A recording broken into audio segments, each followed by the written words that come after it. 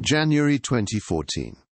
While you were scrolling through Facebook, something sinister was happening behind the screen. 689,000 users became unwitting test subjects in the most chilling social experiment ever conducted. They had no idea their emotions were being weaponized. No consent forms. No warnings. Complete secrecy. Facebook's data scientists were playing God with human psychology, testing whether they could control your feelings through your feed. For 1 week, they secretly manipulated what appeared in users' newsfeeds, filtering out positive or negative content. The goal was terrifying. Could they make people sadder? Happier? Could they control human emotion at scale? 500,000 people showed fewer positive posts. Another group saw their negative content disappear. These weren't volunteers in a lab. These were real people living real lives, unknowingly having their minds hijacked. The experiment worked. Facebook successfully proved they could manipulate human emotions on a massive scale. Then came the bombshell. They published their findings in the Proceedings of the National Academy of Sciences, a prestigious scientific journal, peer-reviewed, legitimized. The academic world now had proof that mass emotional manipulation works. This wasn't just a Facebook experiment. This was the moment social media proved it could control the human mind. The implications were staggering. If emotions could be manipulated this easily, what else was possible? If you're finding value in this, hit subscribe, so you don't miss what's coming next. Building on what we covered, Facebook didn't just run an experiment, they built the perfect manipulation machine. The mechanics were terrifyingly simple. Their algorithm became a digital puppet master, pulling invisible strings. For some users, the algorithm systematically reduced positive content.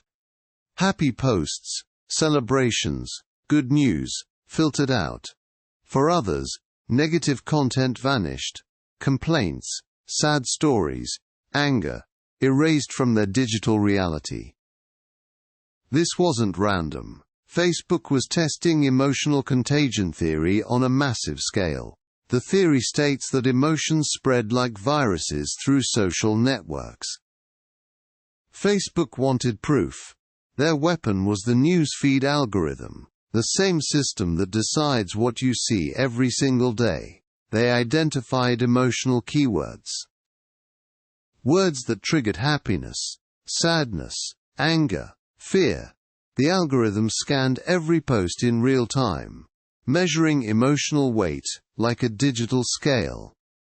Posts with targeted emotional content were either boosted to the top or buried completely.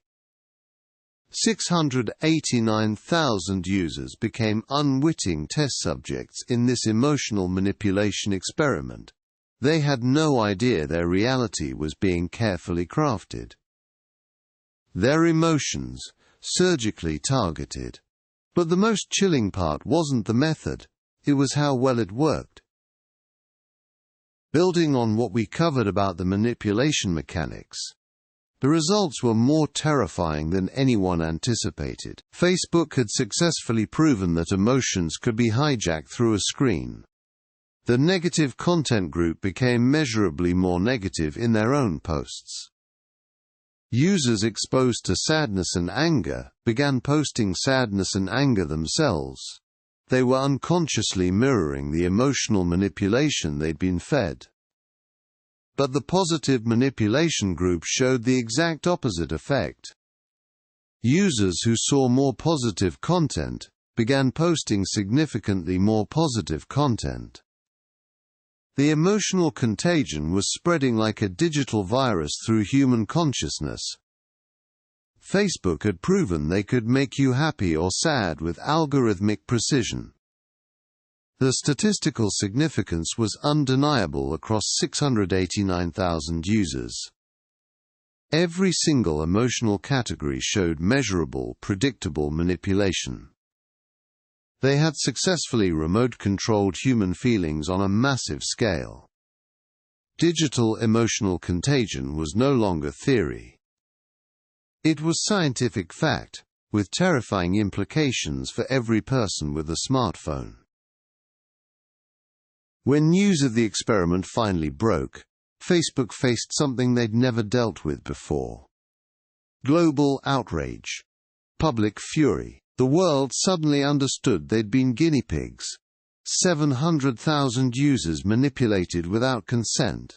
Privacy advocates called it psychological warfare. Legal experts identified multiple violations. Informed consent laws. Research ethics standards. The Federal Trade Commission launched investigations. Congress demanded answers. Facebook's response? Classic damage control. Deflect, minimize, justify. They claimed users had already consented through their terms of service. A laughable defense. Those terms never mentioned psychological experimentation. They argued the research was for user benefit, to improve the platform experience. But internal emails revealed the truth. They knew exactly what they were doing. The experiment had one purpose: prove they could control human emotions at scale. Facebook's final strategy: wait for the news cycle to move on. They issued generic apologies, made vague promises about future ethics reviews. But as we'll discover next, Facebook wasn't alone in this dark industry. But Facebook wasn't alone. What we discovered was just the tip of the iceberg. Google had been running psychological experiments on users for years before Facebook's study. Amazon was testing how subtle color changes could trigger impulsive buying behaviors. Twitter was manipulating trending topics to influence political emotions during elections. YouTube's algorithm wasn't just recommending videos. It was studying how to make you addicted. But the real shock came when we discovered who was funding these experiments. Government agencies weren't just aware of these studies. They were commissioning them. The Department of Defense had contracts worth millions with tech companies for behavioral research. Intelligence agencies were getting direct access to emotional manipulation data on American citizens. Behind the scenes, a $200 billion industry had emerged. Companies you've never heard of were selling your emotional patterns to the highest bidder. Data brokers were packaging your fears, hopes, and desires into profitable products. Political campaigns were buying access to trigger specific emotional responses in targeted voters. What started as Facebook's experiment had become the foundation of a global mind control economy. Right now, as you scroll through your feed, algorithms are studying every pause, every click, every micro-reaction. The Facebook experiment didn't end in 2014. It evolved. It became the blueprint for every platform you use. Instagram manipulates your self-worth through carefully curated comparison triggers. TikTok hijacks your attention with dopamine-engineered content loops. Twitter amplifies your anger to maximize engagement. LinkedIn exploits your career anxieties to keep you scrolling. Every platform runs thousands of emotional experiments daily. You're not the customer. You're the lab rat. The signs are everywhere once you know what to look for. Sudden emotional shifts after scrolling. Unexplained mood changes. Content that makes you feel inadequate appearing just when you're most vulnerable. Anger-inducing posts flooding your feed during stressful periods. These aren't coincidences.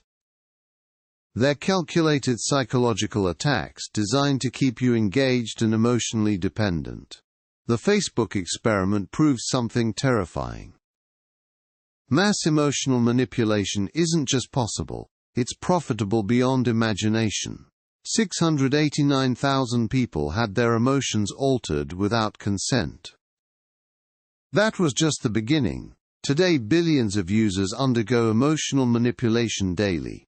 The scale has grown exponentially, and so have the profits. Your emotions have become the world's most valuable commodity, and you're giving them away for free. Every like, every share, every emotional reaction feeds the machine that's learning to control your mind more effectively. The question isn't whether you're being manipulated.